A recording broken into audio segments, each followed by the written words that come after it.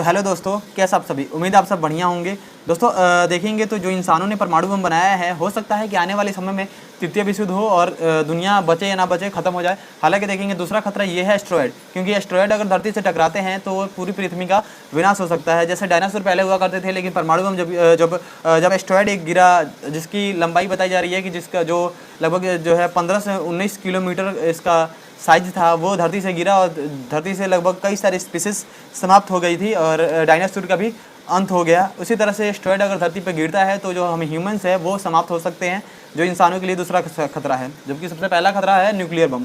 और हालांकि देखेंगे तो जो एस्टेरॉयड देखने में छोटे हो सकते हैं, लेकिन उनकी तबाही इतनी बड़ी हो सकती है जिसकी कल्पना भी नहीं की जा सकती है। हालांकि देखेंगे तो जो एस्टेरॉयड बने होते हैं वो रॉक्स से बने होते हैं, यानी रॉक्स से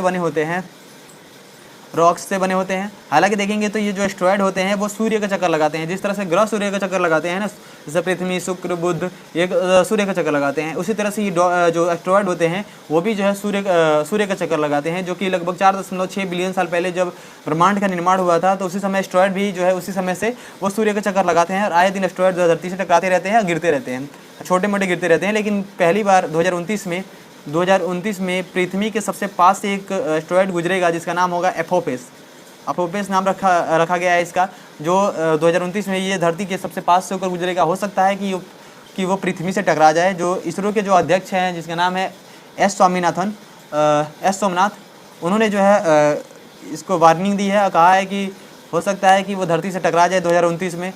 तो इसके लिए जो है इसरो और नासा मिलकर इस पर जो है ध्यान रख रही है, इस पर नज़र रख रही है, ट्रैक कर रही है। इसे लगातार ट्रैक किया जा रहा है कि कहाँ तक पहुँचा, क्या नहीं। हालांकि देखिए 2004 में इसे खोजा गया था, तब से इसे ट्रैक किया जा रहा है।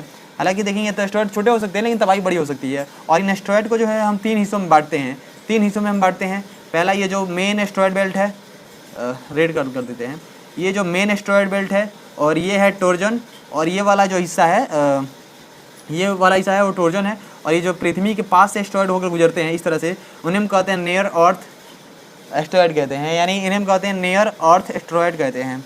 हालांकि देखेंगे तो ये एपोफेस नाम रखा गया है, एपोफेस नाम रखा गया है, वो रखा गया है जो इजिप्टियन गॉड्स हैं, इजिप्टियन गॉड्स के नाम पर रखा गया है, इजिप्टियन गॉड के नाम पर इसका नाम रखा गया है।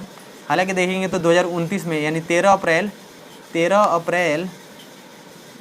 अप्रैल 2029 को ये पृथ्वी के सबसे पास से होकर गुजरेगा, लगभग 32,000 किलोमीटर की ऊंचाई से होकर गुजरेगा। और थोड़ा सा भी अगर पाथ चेंज करता है तो धरती से टकरा जाएगा।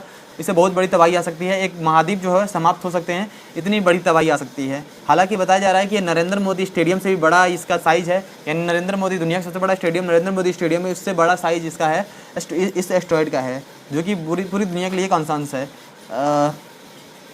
हालांकि देखेंगे तो जो इसे टकराने से रोकने के लिए कई सारे मिशन भी चलाए गए हैं। ऐसे देखेंगे तो ये एपोफेस का साइज़ जो है इस तरह से बताया जा रहा है, इसी प्रकार इसका साइज़ है।